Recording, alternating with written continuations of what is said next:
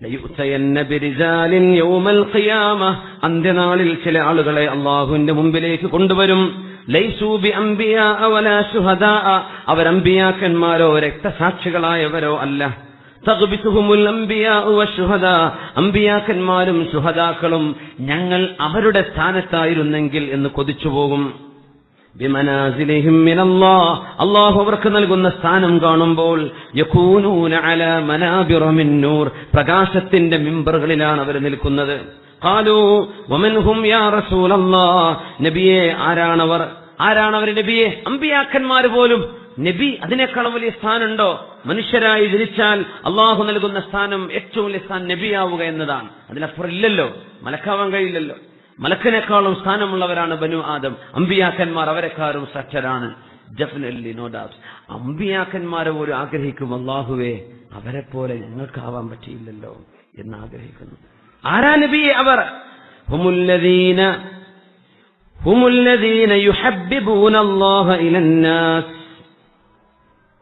ഹുമുല്ലദീന യുഹബ്ബിബൂന അല്ലാഹ ഇലന്നാസ്, അള്ളാഹുവിനെ സ്നേഹിക്കണമെന്ന് മറ്റുള്ളവർക്ക് പറഞ്ഞു കൊടുക്കുന്നവർ, അള്ളാഹുവിനെ സ്നേഹിക്കാനുള്ള വഴി ജനങ്ങൾക്ക് എത്തിച്ചു കൊടുക്കുന്നവർ. ഹുമുല്ലദീന യുഹബ്ബിബൂന അല്ലാഹ, അള്ളാഹു ഹബീബാണ്, അള്ളാഹ് നമ്മുടെ ഇഷ്ടപ്പെട്ടവനാണ്, അള്ളാഹു നമ്മുടെ മെഹബൂബാണ് എന്ന് അന്നാസ്, ജനങ്ങൾക്ക് അറിയിച്ചു കൊടുക്കുന്നവൻ. നമ്മൾ സ്വന്തം വീട്ടിലാവാം, ജനങ്ങൾ കുറെ ആൾക്കാർ അങ്ങനെയൊന്നും അർത്ഥം കൊടുക്കണ്ട. സ്വന്തം കുടുംബങ്ങളാവാം, സ്വന്തം ഫ്രണ്ട്സിന്റെ അടുത്ത് അള്ളാഹുവിനോട് സ്നേഹം വേണം, അള്ളാഹുവിനെ നമ്മുടെ മെഹബൂബായി കാണണം, അള്ളാഹുവിനോട് ഖൽബിന്റെ ഉള്ളിൽ സ്നേഹം വേണം എന്ന് പറഞ്ഞു കൊടുക്കുന്ന ആളുകൾ. അവർ പറഞ്ഞു, കൈഫ യുഹബ്ബിബൂന അന്നാസ ഇലല്ലാഹ്, നബി അതെങ്ങനെ ചെയ്യാന്ന് ചോദിച്ചു.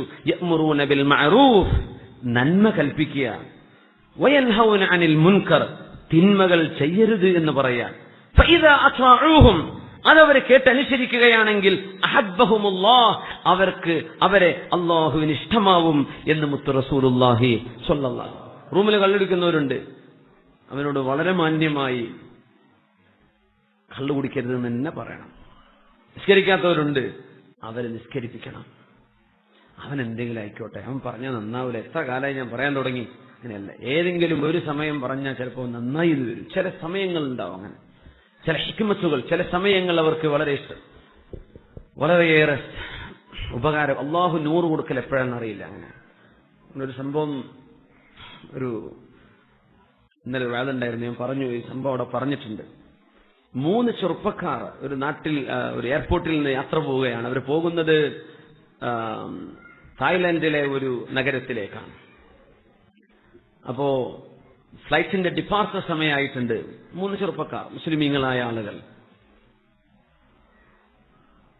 അപ്പോ അവിടെ എയർപോർട്ടിൽ ഒരു ദാഇയുണ്ട്, പ്രബോധനം ചെയ്യുന്ന ഒരു പണ്ഡിതൻ, ആളുകൾക്ക് ദീൻ പറഞ്ഞു കൊടുക്കുന്നവരാണ്.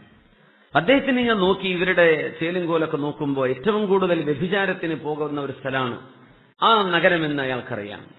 ചീപ്പ് ആൻഡ് ബെസ്റ്റ് എന്ന് പറഞ്ഞിട്ട് ആളുകൾ പോകുന്ന ഇടമാണ്.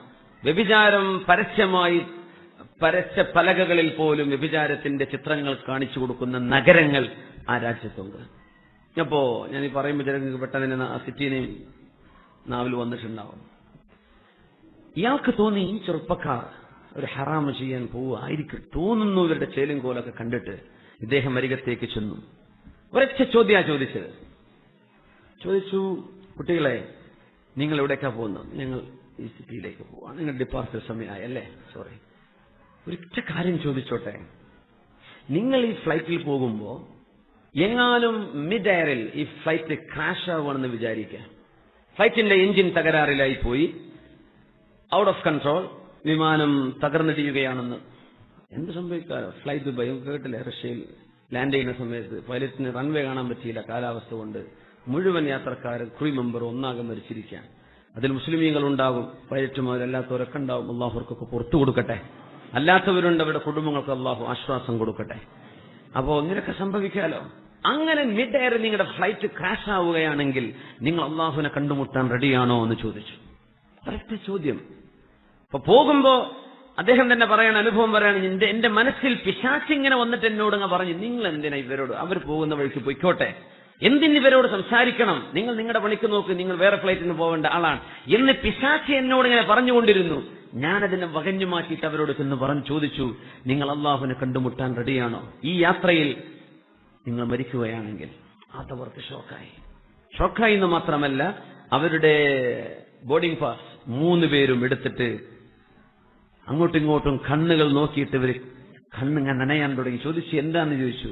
ഞങ്ങൾ ഞങ്ങളുടെ സ്വന്തം ഉമ്മയോടും വാപ്പയോടും ഉംറക്ക് പോവാന്ന് പറഞ്ഞ് വീട്ടിൽ നിന്ന് ഇറങ്ങിയതാണ്. പക്ഷേ ഞങ്ങളുടെ തീരുമാനം മറ്റൊന്നായിരുന്നു. ഞങ്ങൾ പോകുന്നില്ല എന്ന് പറഞ്ഞ് ആ ടിക്കറ്റ് അങ്ങോട്ട് ക്ലിയർ ചെയ്തത്. 3 പേരും ബോർഡിംഗ് സമയമായി അരമണിക്കൂർ ഡിപ്പാർച്ചറിനുള്ളൂ. ആ സമയത്ത് എവിടെ നിന്ന് പറഞ്ഞു ഞങ്ങൾക്ക് എക്സിറ്റ് ആണ്, ഞങ്ങൾ പോവുകയാണ്, ഞങ്ങൾ പോകുന്നില്ല തീരുമാനിച്ചു. അദ്ദേഹം പറഞ്ഞു, നിങ്ങൾക്ക് എന്തുകൊണ്ട് ഉംറക്ക് പോയിക്കൂടാ? ഇവിടുന്ന് ഫ്ലൈറ്റ് കണക്ഷൻ ഉണ്ടല്ലോ, നിങ്ങൾ ഉംറക്ക് പോയിക്കോ. ശരി, ഞങ്ങൾ പോവാം. അപ്പൊ അവർക്ക് അതിന് സാധ്യമായ ഒരു രാജ്യത്ത് നിന്ന് അവർ വരുന്നത്, അവർക്ക് മറ്റു വിഷയങ്ങളൊന്നും ഫോർമാറ്റ് ചെയ്തെടുക്കേണ്ട ആവശ്യമില്ല. അവർ തിരിച്ചു പോകുന്നു, ഉംറക്ക് പോകുന്നു. ജിദ്ദ എയർപോർട്ടിൽ നിന്ന് മക്കയിലേക്ക് വരുന്ന വഴിയിൽ ഈ 3 സഹോദരന്മാരും ഇരിക്കുന്ന കാർ ആക്സിഡന്റായി.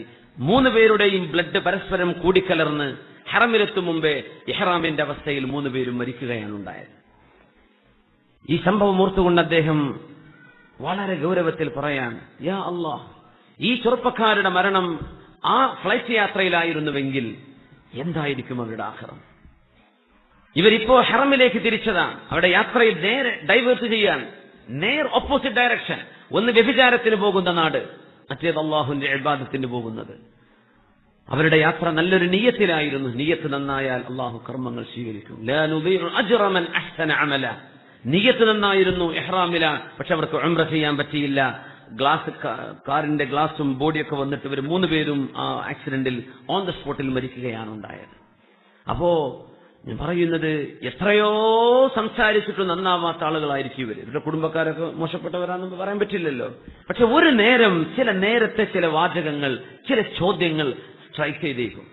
അതുകൊണ്ട് നമ്മൾ ഗിവപ്പ് ചെയ്യരുത്. പറഞ്ഞിട്ട് കാര്യമല്ലോ, നിസ്കരിക്കൂല, പറഞ്ഞു നോക്ക്, വീണ്ടും പറഞ്ഞു നോക്ക്. അവർക്ക് ഇഷ്ടപ്പെടുന്ന രീതിയിൽ പറയും. നമ്മളൊരു കമാൻഡറായിട്ട് പറയണ്ട, വളരെ സ്നേഹത്തോടെ പറഞ്ഞു കൊടുക്കുക. അങ്ങനെ നമ്മൾ ജനങ്ങളോട് നന്മ പറയുകയും തിന്മയിൽ നിന്ന് പിന്തിരിപ്പിക്കുകയും ചെയ്താൽ നിങ്ങൾ അള്ളാഹുവിനെ അവർക്ക് മഹ്ബൂബാക്കി കൊടുത്തതിന്റെ തുല്യമാണ്. അങ്ങനെയാണെങ്കിൽ അവർക്ക് നാളെ പരലോകത്ത് അംബിയാഇന്റെയും ശുഹദാഇന്റെയും സ്ഥാനം അള്ളാഹു നൽകുമെന്ന്, സ്വർഗത്തിൽ നൽകുമെന്ന് പരിശുദ്ധ റസൂലുള്ളാഹി സ്വല്ലല്ലാഹു അലൈഹി വസല്ലം. ബിസ്മില്ലാഹിർ റഹ്മാനിർ റഹീം. إن الذين آمنوا وعملوا الصالحات إنا لا نضيع أجر من أحسن عملا أولئك لهم جنات عدن تجري من تحتهم الأنهار يحلون فيها من أساور من ذهب ويلبسون ثيابا خضرا من سندس واستبرق متكئين فيها على الأرائك نعم الثواب وحسنت مرتفقا. الله أكبر. ലോകത്തും എത്തിച്ചു തരട്ടെ. آمين يا رب العالمين. صلوا على النبي محمد وآله. اللهم صل على سيدنا محمد وعلى آل سيدنا محمد وبارك وسلم عليه.